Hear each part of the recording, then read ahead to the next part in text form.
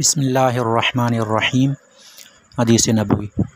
حضرت جابر رضی اللہ عنہ بیان کرتے ہیں، رسول اللہ صلی اللہ علیہ وسلم نے فرمایا، حمد و ثناء کے بعد سب سے بہترین کلام اللہ کی کتاب ہے اور بہترین طریقہ محمد صلی اللہ علیہ وسلم کا طریقہ ہے۔ بدترین امور وہ ہیں جو نئے جاری کیے جائیں اور ہر بدعت گمراہی ہے۔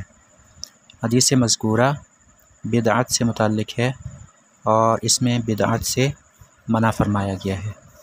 بدعت کی جمع بدعات ہے، اس کی جگہ لفظ محدثہ بھی آیا ہے، محدثہ کی جمع محدثات ہے۔ بدعت اور محدثہ کیا ہوتا ہے؟ دین میں کوئی ایسا نیا کام شروع کرنا جس کی دین میں کوئی اصل نہ ہو، یعنی جس کے شروع کرنے کا کوئی جواز دین میں نہ ہو۔ ایسا کام اگر کوئی شروع کرے اور اس کو دین کے کاموں میں شمار کرے تو ایسے کام کو بدعت یا محدثہ کہتے ہیں۔ آسان ترین لفظوں میں ہم اس کو نیا کام بھی کہہ سکتے ہیں، یعنی ایسا کام کہ جس کا دین سے کوئی تعلق نہیں ہے اور دین میں اس کا کوئی جواز، دین میں اس کے جواز کی کوئی دلیل نہیں ہے، ایسا کام بدعت ہے اور نیا کام ہے۔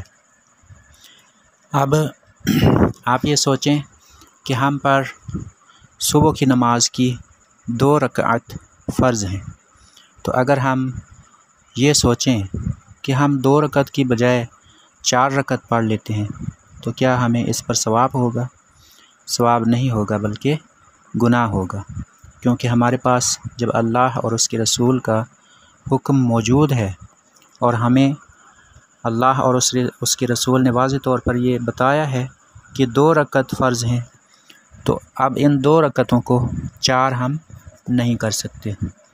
دین کے معاملے میں نئی باتیں نکالنا کہ جن کا دین میں کوئی جواز نہیں ہے بہت ہی سخت گناہ ہے، اور حدیث پاک میں فرمایا گیا ہے کہ ہر بدعت گمراہی ہے، ہر نیا کام بدعت ہے، ہر بدعت گمراہی ہے اور ہر گمراہی کا ٹھکانہ جہنم ہے۔ حدیث مذکورہ میں یہ فرمایا گیا ہے کہ سب سے بہترین کلام اللہ کی کلام ہے، قرآن مجید ہے، اور بہترین طریقہ وہ نبی کا طریقہ ہے۔